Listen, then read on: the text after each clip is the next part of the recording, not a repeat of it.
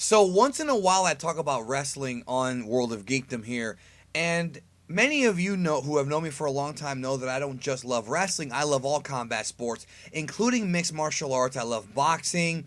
I love kickboxing when I get a chance to watch it. I like all that stuff, but I am mostly into like wrestling and MMA. Well, I wanted to do a video discussing the Brock Lesnar Daniel Cormier fight coming up in 2019. And at this point, I'm fairly certain that unless something crazy happens, it's going to happen. But this video is also going to be interesting for the wrestling fans out there because as of the recording of this video right now, Brock Lesnar is the WWE Universal Champion. And on Monday Night on Raw, they did not even mention Brock Lesnar. Even though it's implied or pretty much stated that Bobby Lashley versus Roman Reigns is going to be a #1 contenders match coming up at the next pay-per-view, Roman didn't even mention Brock. And that's usually a red flag because the last time Brock fought in the UFC in 2016, he did get WWE's permission, I guess, to go ahead and do that. And they barked it up. They were like, "Oh yeah, Brock, on TV. Last night he defeated Mark Hunt, blah blah blah, whatever. It was overturned." But the point is that WWE has not been secretive about Brock Lesnar doing MMA. Now, the situation is, for those of you who may have missed it, you guys, I'm sure most of you saw it. There was an incident that happened in the last UFC pay-per-view that some people said was a work, that was fake, but it definitely wasn't, even though these guys are both known for being showmen. So they had a super fight. It was Stipe Miocic, the UFC heavyweight champion, versus Daniel Cormier, who's the light heavyweight champion. He was moving up in weight to get the belt so he can become a double belt champion. Daniel Cormier knocks out Stipe and becomes the champion, which is probably the most important moment of his career, I would say. After the fight's over, he knew that Lesnar was in the building because they did show Lesnar, and he calls out Lesnar, and Lesnar gets in the cage, he pushes Cormier, he cuts a promo, even though it wasn't a scripted promo. I don't know how you can script something like this. It wasn't scripted, okay? It was filled with profanity. Lesnar pretty much said, I showed up today and I saw these heavyweights pretty much bury the heavyweight division. He said that Francis Ngannou, oh, he's hard to say his name. He's a piece of shit. He said that Stipe's a piece of shit, which is not true, and that he's coming for Daniel Cormier. He's coming for DC. So some people have incorrectly reported that Brock Lesnar and DC is going to happen in November. That is incorrect. Even though I'm sure that people would love for that to be the case, it's not happening in November. But we did find out that Brock Lesnar is indeed going to be preparing to fight because he has thrown his name in the USADA drug testing pool. For those who don't know what that means, I'm going to simplify it for you. Brock failed a drug test for his last fight. In order to fight again, he has to test positive. Well, not positive. He has to test clean. Positive means that you fail.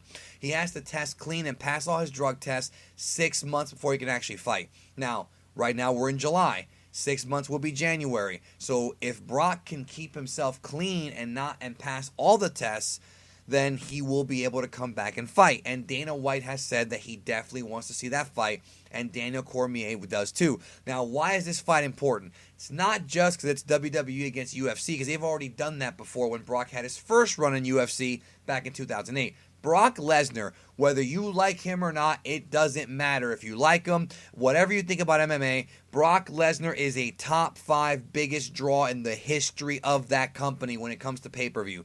Lesnar, Conor McGregor, Ronda, GSP, Chuck, these are the top draws when it comes to pay-per-view. Pay-per-view buy rates are these people.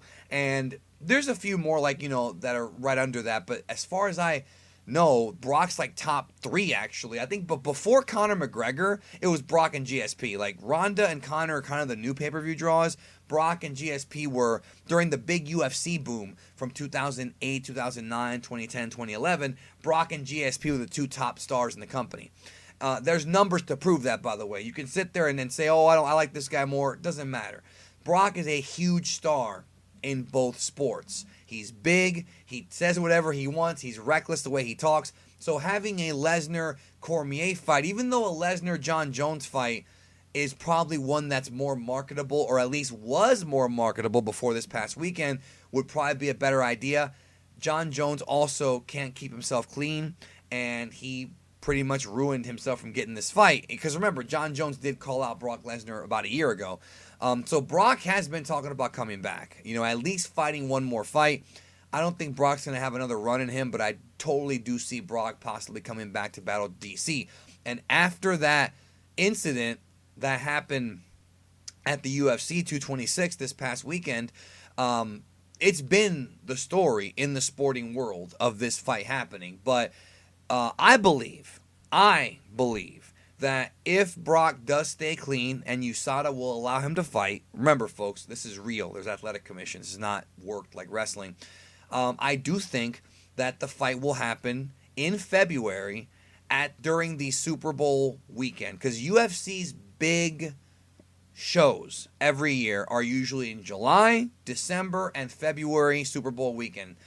It's always been like that. And I do think it's possible that the day before the Super Bowl, we're going to see Cormier versus Brock Lesnar. There have been rumors, though, that Cormier may take a light heavyweight fight and defend that belt.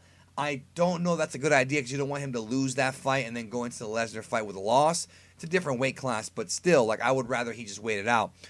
Also, they could fight in April, or they could hold off and do it in July. I think either way, Lesnar, if everything goes good, should be ready to fight in the UFC in January. Now, what does that mean for Lesnar in WWE? Well, he is the Universal Champion. He has one more match on his contract. One more match. And it's pretty safe to say it's going to be at SummerSlam against either Bobby Lashley or Roman Reigns. Pretty safe to say that Brock's going to drop the belt there. They could surprise us, because nothing surprises me anymore, where Vince McMahon just says, hey, you know what? Let's keep the belt on Brock and shock everybody and then have him go to UFC and then come back. I don't think they're going to do that, because this whole storyline of Brock being a part-timer and all that is based in reality to a degree. So I don't think they're going to have Brock leave with the Universal title, even though they could actually do that, vacate the belt, then he comes back to get it. They could do that. It is a storyline that they've done before, but I don't think they're going to do it. I think that finally at SummerSlam, the time will come for him to lose, whether it be to Bobby Lashley, whether it be to Roman Reigns, or what they could do is have Lesnar beat Bobby Lashley and Roman Reigns, and then you have the Braun Strowman cash in, and then Braun Strowman becomes the champion right after. Or maybe the next night on Raw, Brock will come out after he beat Lashley and after he beat Roman Reigns, whoever he wrestles, right? He comes out on Raw, and Paul Heyman cuts the promo and says, okay, we've already conquered every one of your heavyweights. We're out of here. We're going to go get the UFC heavyweight title now, and Brock will become the first UFC and WWE champion simultaneously. And then Strowman cashes in, because you have to understand, Brock is not, I don't think Brock's going to go into next year with that belt, because if he does fight next year, whether it be in February or April, he's going to probably miss WrestleMania. I'm not going to say for certain he's going to, because if he fights DC and he wins, or even if he loses but doesn't get injured, he could come back to wrestling right away. I mean, I think he will come back to wrestling. I know some folks don't want him to come back. I think he's going to probably come back to wrestling more often than not, because it's a sweet deal for him. Not a lot of travel. Well, for him.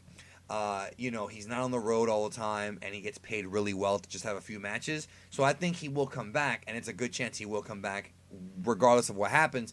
But it seems like he's going to miss Mania, and there's just no way they're going to have a WrestleMania without the Universal title on the line. It's just not going to happen. I don't see them doing that. It would be ballsy.